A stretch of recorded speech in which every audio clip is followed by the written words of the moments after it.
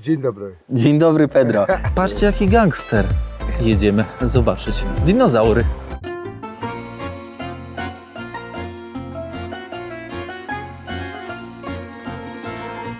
Nowy dzień, nowe możliwości, szanowni państwo. Zarówno dla was, jak i dla mnie. Słuchajcie, moi drodzy, zaczynamy odcinek numer 5. Jest to ostatni odcinek z Lesotho. Jak wiecie, muszę się ewakuować z tegoże kraju górskiego, ponieważ jest najzwyczajniej w świecie zimno. Zimno na tyle, że zima nabiera rozpędu, więc po prostu trzeba się ewakuować, nie inaczej. Moi drodzy, zaczynamy. Łapeczka, komentarz, podanie odcinka dalej na plus, a my tymczasem jedziemy zobaczyć dinozaury. Ciekaw jestem, czy to stanowisko archeologiczne będzie otwarte, bo dzisiaj weekend, a przecież wiemy, jak w Lesotho jest. Dzisiaj mam kilka tematów do poruszenia, przed wyjazdem jeszcze z Lesotho, no to na pewno je poruszę. No, przypomnijcie mi o tym. Są ważne tematy, bardzo ważne, ciekawe. Tradycyjna chata Basuto, kryta strzechą. Co ja chciałbym, żebyście zapamiętali ogólnie z Lesotho i w związku z tą chatą. Ta chata ma nieprzypadkowy kształt. On jest na planie koła. I o co chodzi? Najważniejsze, co zapamiętajcie, jak macie koło i wieje wiatr, bo jesteście w kraju górskim, jak się wiatr rozpędzi, no to jak jest kształt koła, to on delikatnie dotyka ścianę i zostaje odbity. A gdyby był kwadrat, a gdyby był prostokąt, no to niestety wiatr generowałby jeszcze większe napięcie na ścianę. Więc to jest, zobaczcie, to jest mądrze zrobione. Bardzo mądrze zrobione. Jeszcze wykończone, proszę bardzo, naturalnie to gliną, bo tutaj jest w sumie taki beton, no bo beton się lepiej trzyma, nie trzeba go co roku, moi drodzy, wiecie, odnawiać, nie? To jest taki troszkę pic na wodę fotomontaż dla turystów pokazany, ale pokazuje właśnie ten pomyślunek tutaj ludzi gór. No edukacji tutaj nie uświadczysz jako takiej, ale zobaczcie, praktyka, obserwacja, wyciąganie wniosków. Musimy złapać stopa na kilometr.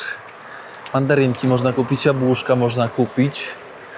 No ciekaw jestem, czy będzie, jak pójdzie z tym autostopem. Tu taksówki, widzicie, jak macie taki znaczek żółty na masce, to znaczy, że to jest taksiarz. Im ufać nie można. Żadnemu taksiarzowi nie można na świecie ufać, bo zawsze będzie chciał więcej hajsu niż przewiduje cennik. Nasz kierunek, buta.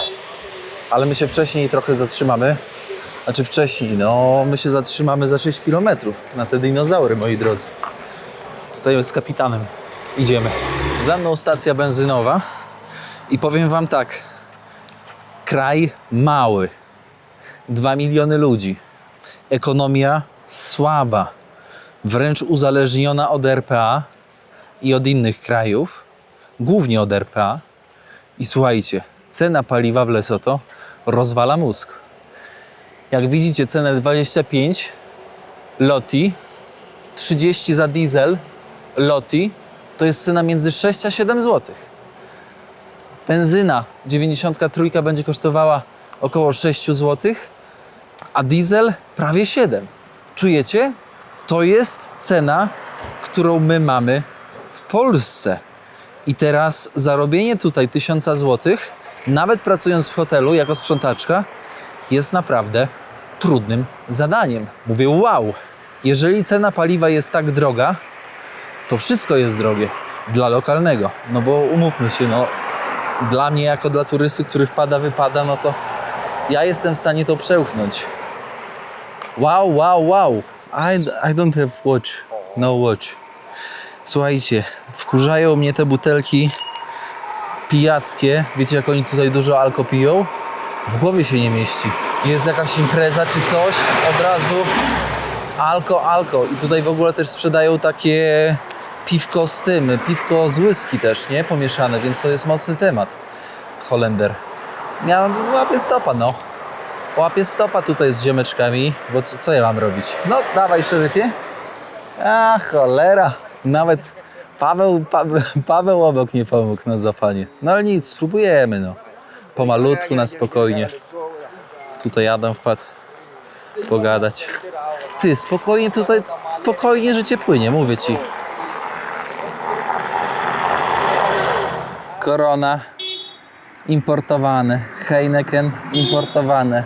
Takie piwka to drogie piwka. Takie piwka pokazują status. Takiego piwka nie pije każdy, bo drogie. Tutaj się pije piwko lokalne, bo tańsze. A jak już pijesz takiego Heinekena, który smakuje jak siki, no to już jest, wiesz, to już jesteś gość. What's your name? Clement. Clemens. Ja, Clement. Clement, z Klementem jadę. Słuchajcie, z Klementem jadę teraz. Klement do Buta jedzie, ja tutaj o dosłownie 5 km. Clemenda. Klemenda. Ja, Sesuto. Sesut. A okej, w Klemenda. Tutaj w Sesuto, to wiecie, ja już trochę tak obcykany. Muszę też spojrzeć na mapę, ale piękne widoki. Powiem wam, że naprawdę Lesotho robi robotę. Latem to jest mistrzostwo świata.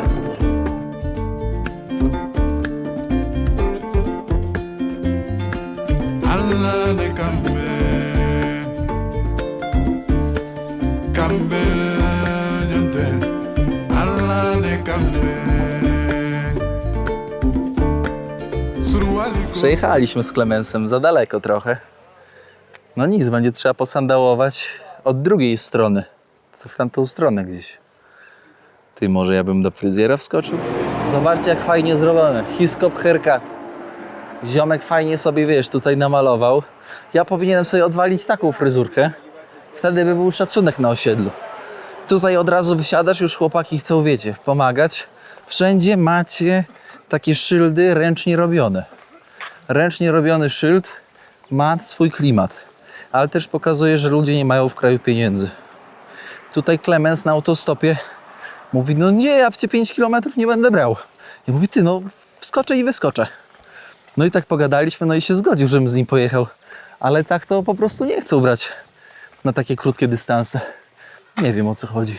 Paradoks Lesotho polega na tym, że jest to mały kraj, zasobny w czystą wodę, którą sprzedają bezpośrednio dla RPA, czyli mają zawsze pewnego zbywcę i jest przebogaty w diamenty.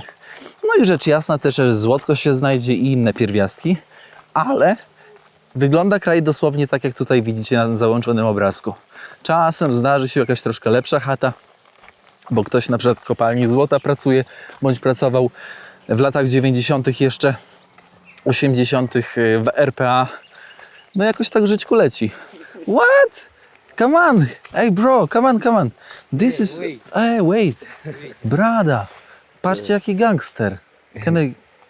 Słuchajcie, to jest angielska broń.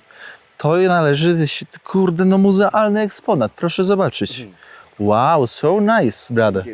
This is British. Where did you find it? Somewhere here? Yeah, so it was under the ground for a very long time. Okej. Wow, słuchajcie, no to nieźle. Ciekawe, no tutaj powiem wam, przyjechać z wykrywaczem metali, to można by było się naprawdę zaskoczyć pozytywnie. Słuchajcie, tutaj na terenie Lesotho 200 milionów lat temu była cała masa dinozaurów. No zresztą jak na całym globie. Jednak tutaj zachowały się te odciski najlepiej. I właśnie teraz idziemy. Tutaj kolega się przykleił do mnie. A to standardowo w Afryce. I zobaczymy sobie pozostałości właśnie prehistoryczne. Ziomek taka na barku ze spluwą chodzi. Pozostałości prehistoryczne, szanowni państwo, z okresu Jury. Tajne przejścia. Czekajcie, tutaj trzeba się jakoś to przeprawić do tego muzeum na otwartym powietrzu. Centrala. Zobaczcie. Podchodzę, tutaj kolega sobie ognicho robi. Proszę bardzo. Odbicie dłoni łapy dinozaura. Ale żebyście też byli świadomi, są 3 palczaste i są 5-palczaste. Poszukamy ich dzisiaj. From Poland. Jest. Zobaczcie, tutaj tak. 50, czyli 10 zł wejście. Tutaj kolega już spakował do Pedro. Pedro do kieszeni spakował. Thank you.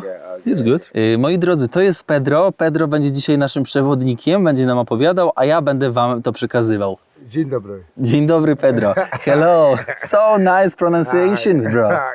Słuchajcie, problem tutaj jest taki, że tutaj rozkradają wszystko. Od bramek po wszystko, co się da. To jest tradycyjny dom Basuto.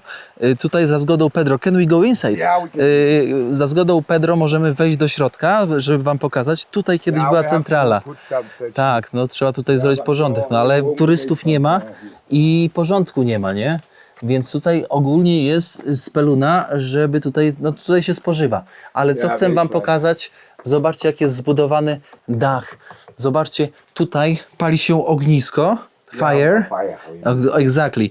I tutaj ogólnie wychodzi dym tutaj. Musi być przestrzeń, żeby dym wyszedł tutaj, bo normalnie byście się zaczadzili. No i tak oto wygląda, nie? Taka speluna, żeby sobie popić. W 1955 misjonarz francuski odkrył to miejsce, bo tak naprawdę nikt poza misjonarzami tutaj nie przyjeżdżał, bo nie miał za bardzo w tym, że tak powiem, wiecie, nie miał w tym, żeby tutaj być żadnego biznesu. No i ten misjonarz odkrył to i później okazało się, że Lesotho jest po prostu perełką na skalę światową pod względem zachowanych śladów dinozaurów prehistorycznych. Zobaczcie, tutaj jest Lesothoraurus. Aurus, nie wiem jak to się wypowiada dokładnie, ale tutaj właśnie widać, że przechodził przez rzekę. No i tutaj Pedro właśnie mówi, że ludzie tych śladów bardzo dużo lokalnie widzieli, ale nie wiedzieli o tym, moi drodzy, że to są ślady dinozaurów. Zobaczcie tego ziomka, co tu na tej spluwie się ten opiera. Nie no, klasa. To jest w ogóle coś pięknego. Broń, która ma jakieś prawdopodobnie 150, może 200 lat, która ma ogromną wartość taką, wiecie, finansową, nie? Ziomek się opiera jak na lasce. To pokazuje życie. Tutaj brat Pedro właśnie próbuje odkryć, bo tu cały czas na nos jest, odkryć właśnie ślad dinozaura, bo to nie jest tak, że one je cały czas widać. Zobaczcie, niesamowite, słuchajcie, aż muszę dotknąć ręką. 200 milionów lat temu jakiś dinozaur tędy sobie po prostu leciał. Czy wy to czujecie, moi drodzy? To jest niesamowicie. Ten dinozaur chodził jak babun, jak pawian, o coś takiego, nie? 2 nogi, mógł chodzić na 2 nogach, ale podpierał się przed nimi łapami. Korrekt. Thank you, Pedro. Te skały były tam. Woda, prąd przeniosły je tutaj. I pani tutaj coś sobie pierze. Normalna sprawa, wiecie, w muzeum sobie pranko zrobić. No worki na jakieś te, coś tam, wiesz, sprzedaje pewnie na tym. Normalna sprawa, to jest, wiesz, nie jest nic nadzwyczajnego, że w muzeum się ogarnia takie rzeczy. Kradną na potęgę antyki. Słuchajcie, a żeby w ogóle to wszystko było widać, to zobaczcie, no to brat Pedro musi tutaj, zobaczcie, no odkrywać to wszystko. Pantazoro. Zobaczcie, 5-palczasty, te odbicie stopy, 1 palec, drugi, trzeci, 4 i tutaj 5. Ale wielki. Ale to musiało być wielkie, ty bydle. To odbicie to i tutaj Pedro napisał Pentozauropus. Pentozauropus, tak się nazywał tenże dinozaur. Tłumaczę dla kolegi, że to może, wiecie, po prostu być cenne. To na moje oko jest z wojny właśnie o broń z 1880 i on mówi, że on 2017 sobie z tym chodzi jak z laską. Powiem wam, że piękne miejsce. Czuć upływ czasu. Czuć upływ czasu, to jest niesamowite, wiecie, mówimy tutaj o milionach lat. Tu jest jeden ślad, słabiej go widać, ale Pedro właśnie mówi, że ten ślad szedł aż, moi drodzy, czekajcie, bo pogubiłem się. Ten ślad szedł aż tutaj. Zobaczcie, jaka odległość. Ta odległość pokazuje, jak wielki ten dinozaur był. Drodzy Państwo, zauważcie, że nawet mając taki skarb jak ten, ślady prehistoryczne, rząd nie dotuje. Rząd nie wspiera tego miejsca, w ogóle nie próbuje ochronić przed tym, żeby ono nie zniknęło, ponieważ tutaj cały czas woda pracuje. Cały czas jest erozja, wiatr, słońce, więc tak naprawdę te ślady, one, gdyby nie ci ludzie tutaj lokalni, one by zniknęły z powierzchni ziemi. I powiem wam, że jestem szalenie zaskoczony, że można tak zaprzepaścić potencjał. Że zaprzepaszczać, bo to jest w czasie teraźniejszym, oni to wciąż robią, próbują coś z tym zrobić. To jest jedno z nielicznych miejsc turystycznych które mogą was przyciągnąć w Lesotho. A zobaczcie, jak wygląda. Pterodactyl. Yeah, pterodactyl. Pterodactyl. To jest taki latający z parku jurajskiego. Nie wiem, czy oglądaliście ten. Tutaj łapy, o tak. Tam jest drugie odbicie. I zobaczcie, to te odbicia tutaj, takie żyłki, to są właśnie skrzydła. I teraz zauważcie, że tutaj ktoś w nocy, nie wiem kiedy, właśnie tutaj Diego opowiada, Pedro, że ktoś przyszedł i chciał ten kawałek właśnie wyrwać i ukraść. Ludzie normalnie kradną. Kradną na potęgę wszystko, co ma tutaj wartość, ale zobaczcie tutaj z moim pomocnikiem, moją pomocniczką, zobaczcie jaka kość dinozaura skamieniała. Kurde, no trochę aż, wiecie, boję się ją brać, bo poniekąd się sypie, ponieważ działa tutaj erozja, wiecie, wietrzna, fizyczna, która te skały niestety, które tutaj leżą no tak, niszczy. Ten kolega codziennie je zabiera, chowa tam, no i wiecie, za każdym razem nie tak położy, uderzy, więc siłą rzeczy, no, zniszczy to, nie?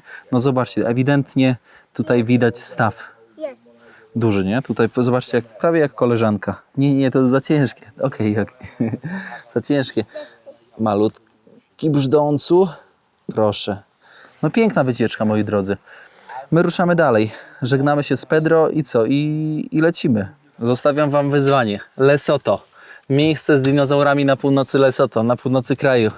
Tutaj mamy takie właśnie widoki. Pedro, thank you so much. Okay. So my people from Poland, they will come to visit you. Okay, thanks. Thank you. Thank you, brother. Thank you. It was very nice trip with you. Okay, thank you very much. Proszę bardzo, tutaj od razu już na ustawkę. Jest ustawka. Hello guys, how are you today? How are you today? Money. What money? Yes. Oh, what's your name? 10. The seeds. No, I don't have sweets, guys. I have money. Zapomniałem. One second, guys. Zapomniałem, że ja mam małe ciasteczka. Hey, share with your friends. For everybody, share with your friends. Okay? Because I have only one. Share, open and share with your friends. Not only you. Trzeba uczyć tego. For everybody, yes? For one. Take one. And give for your friends. Yes. Share. Tak, to miałem herbatniczki jeszcze. Tutaj daj. Dokładnie. Kurde, jaka ten. Tutaj dla kolegi. For the brothers also. Yeah. Nice. It's good, guys. Yeah. Always together, yeah? Rozmawiając właśnie z Pedro, no to powiedział, że od co najmniej 4-5 lat turystów jest tak mało, że po prostu ciężko w to uwierzyć. No, 2-3 turystów w ciągu tygodnia. I tutaj nie mam kompletnie na myśli turystów z zagranicy. Mówię tutaj też o turystach lokalnych. Gdzie no łapiemy stopa, pani tam krzyczy, że ona też chce być uwieczniona na zdjęciu. A czemu nie, prawda? Tutaj z kolegami, którzy mnie asystują na autostopie. Trochę słabe miejsce, słuchajcie, bo to jest spadek. Jest spadek i niestety ludzie po prostu bardzo szybko jadą stąd. No ale że ziomek na podwójne wyprzedza, słuchajcie, nie do zaakceptowania takie zachowanie. No dobrze, po angielsku trochę. You know English? No. Why? Sesotho? You speak Sesotho? Ses, czyli mówią, nie? Tylko mordo, ja nie mówię w Sesotho. I'm ready. Oh, very good. My name is Thomas. I'm Dibuti, nice to meet you, Dibuti. Hello, madam. Słuchajcie, jedziemy z Dibuti. I will speak in Polish, okay, Dibuti? This is Polish, not Sesotho. Jedziemy z Dibuti, dogadałem się do pieniędzy. Koszt mniej więcej około, czekajcie, zaraz wam powiem, 6 zł, 6-7 zł. Od razu pytam, nie zastanawiam się, od razu pytam ile.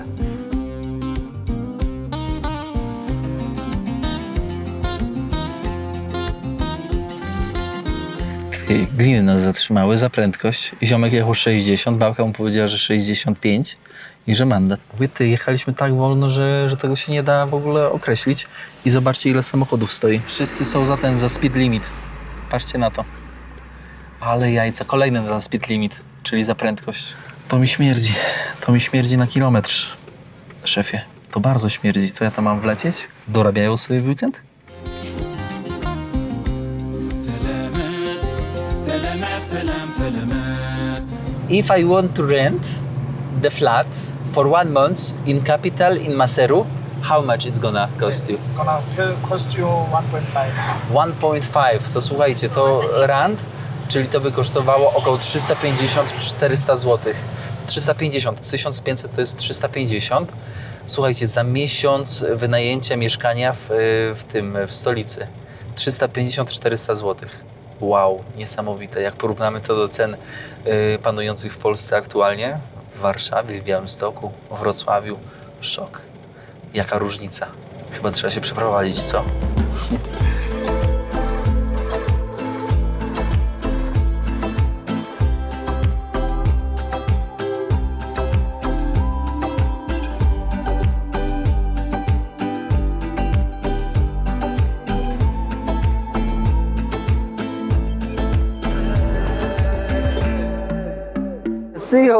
See you Sunday! Jesteśmy w Buta Butę. Moi drodzy, czas na eksplorację miasta, chociaż to miasto nie różni się praktycznie niczym od tego, co do tej pory widzieliśmy. Eagle, Paramedic Academy. Słuchajcie, powiem wam tak, Buta Butę to jest miejscowość, która zrzesza 30 000 ludzi. To nie jest dużo, hello brother. 30 000 ludzi, to nie jest dużo, tak naprawdę. I to jest ostatnia miejscowość przed moim wyjechaniem z Lesotho. Tak naprawdę. Czego krzyczysz? Dziewczyno, jak wino. Powiem wam tak, to też nie jest przypadkowe miejsce, w którym chcę poruszyć pewien aspekt dotyczący właśnie kobiet. Bo tak naprawdę Lesotho piastuje nie eleganckie miejsce w czołówce miejsc, w którym kobiety są napadane. Tak naprawdę, wiecie, przez mężczyzn na tle wiecie jakim. I bardzo często te kobiety nawet nie zgłaszają tego, bo jest im po pierwsze wstyd, albo najzwyczajniej w świecie nie mają po prostu jak tego zgłosić. To się zaczęło tak w latach 90. Ale trzeba na to zwrócić troszkę taką głębszą analizę. W latach 80. był rozkwit złota, czyli w RPA wszyscy jechali, żeby zarabiać tam w kopalniach i wydobywać złoto, bo złoto było drogie. 81, 82 i później było tąpnięcie na rynku, gdzie złoto swoją wartość zaczęło tracić dynamicznie, a w roku jeszcze 90 na domieszkę tego zaczęto walczyć o równouprawnienie, o zniesienie apartheidu. Kojarzycie, nie? W 94 Nelson Mandela znosi apartheid, podziały, witam serdecznie, cześć, hello guys. Znosi podziały i tym samym w RPA wszyscy są równi, więc nie można wykorzystywać taniej siły roboczej, więc kopalnie złota i inne miejsca pracy zwalniają na potęgę ludzi. Dlaczego? Dlatego, moi drodzy, że trzeba im płacić tyle, ile każdemu się należy, nie? Bo jest równouprawnienie i w ogóle. Więc w tamtym czasie wszyscy, rok 94, wszyscy zaczynają wracać do Lesotho. Niewykształceni mężczyźni, którzy pracowali w fabrykach, wracają do górzystego kraju, gdzie wcześniej pracowali i wysyłali pieniądze właśnie z RPA tutaj. I w tej sytuacji co się dzieje? Patola się dzieje. Od lat 90. dzieje się tutaj patola. Witam serdecznie, koleżanka tutaj dała troszkę pobisie. Patola się dzieje, bo oni tutaj przyjeżdżają, nie mają pracy, nie mają wykształcenia, stracili jedyne źródło utrzymania, kopalnie. A kopalnie co? Co, jak będą więcej mieli płacić ludziom takim zwykłym, robotnikom, no to bardziej zainwestowali w maszyny i tyle, no. A co więcej, jeszcze Nelson Mandela powiedział, że on ma tak dużo ludzi w RPA, że to właśnie oni powinni, moi drodzy, dostać tą robotę w ich kraju, a nie ci imigranci zarobkowi z zewnątrz, czyli z Lesotho i z krajów obok. No i tak właśnie powiem wam, że ta patola się zaczęła szerzyć. Ty, może ja bym coś zjadł w końcu? Gdzieś tutaj lokalnie, co? W jakimś baraku, żeby mnie nie poskładało tutaj. Podejdę tutaj, zobaczę, co tutaj mają. Zobaczcie. Hello, brother. I speak Polish. Po polsku mówię. W 2000 roku było już tak dużo mężczyzn, którzy wrócili, którzy, wiecie, po prostu nie wiedzieli, co ze sobą zrobić. I do tego się nałożyło jeszcze ognisko AIDS. W tamtym czasie, chyba 2003, jeśli się nie mylę, to słuchajcie, co 4. osoba w Lesotho miała HIV-a.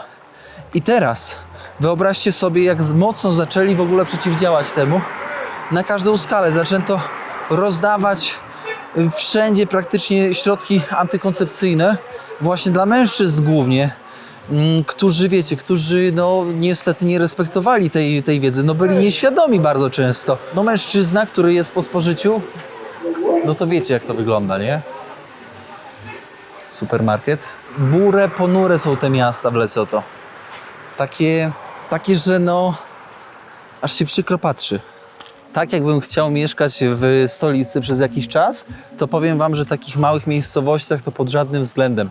No zobaczcie, nawet chcąc coś zobaczyć tutaj w Buta-Butę, to ja nie wiem, no od strony turystycznej jest to praktycznie niemożliwe, bo nie ma.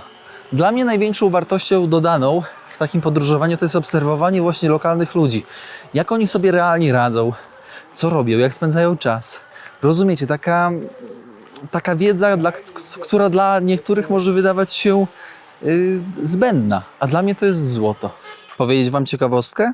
Na przykład, jeżeli mężczyzna jakiś obcy zmusi kobietę do wiecie czego? Nie mogę tak mówić od razu. No to słuchajcie, wiecie jak to rozwiązują? No są w sumie 3 drogi. Pierwsza droga to jest policja.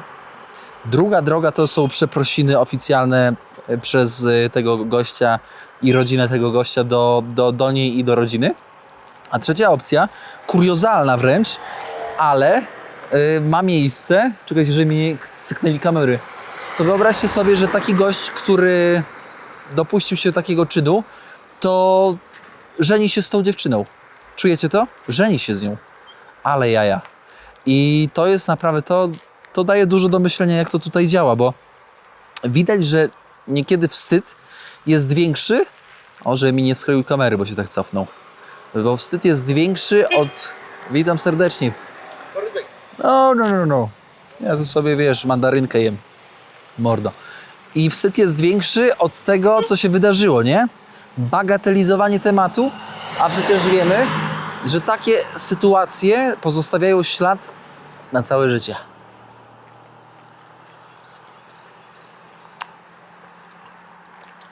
Hello, brada. Przyszedłem do kolegi wymienić pieniądze. Maluti. To jest lokalny piwo. Zobaczcie, ile fajnych tych mają napitków tutaj. Przeróżne tutaj są, nie? Tutaj macie tak, tutaj macie bar. Ja tak przejdę. A tutaj jak przejdziecie za ściankę, to macie bukmacherski zakład. Macie przeróżne właśnie tutaj, zobaczcie te zakłady. Można sobie pograć. I to są gry takie, że tutaj w ogóle, wiecie, myszką sobie grasz. Wow, ciekawe. Co?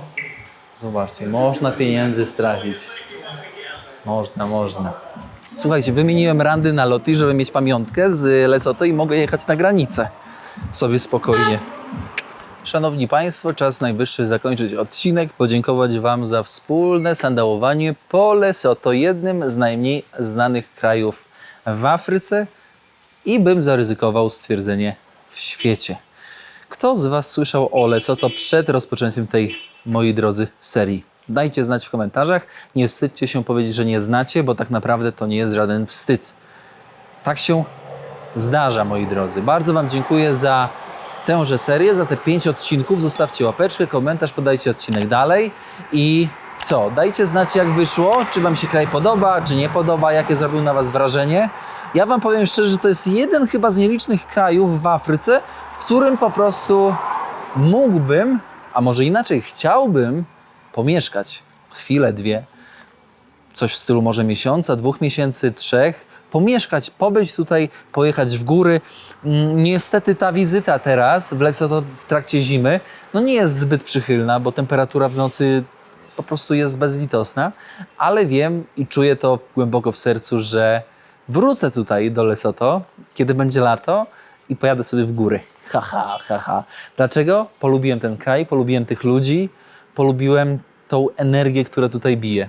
Jest tak sympatycznie, empatycznie, jest tak po prostu, wiecie, swojsko. Kraj się po prostu nie rozwija, jest stagnacja i to widać gołym okiem. Myślę, że w przeciągu kolejnych lat to się nie zmieni. Wiecie dlaczego? Bo niestety korupcja tutaj jest głęboko zakorzeniona. Trzeba by było zrobić naprawdę ogromne czystki w strukturze politycznej, żeby tutaj cokolwiek ruszyło. Tak czy inaczej, moi drodzy, żegnam się z Wami jeszcze z Lesotho, a kolejna seria będzie RPA 2 z Jak to daleko. Ruszam właśnie na granicę, za 10 km mamy granicę, więc co? Słyszymy się w kolejnym odcinku. Do zobaczenia, do usłyszenia. Dziękuję Wam za to, że byliście, wspieraliście i trzymaliście kciuki. Jedziemy do piekła. RPA 2 z kierownikiem. Cześć!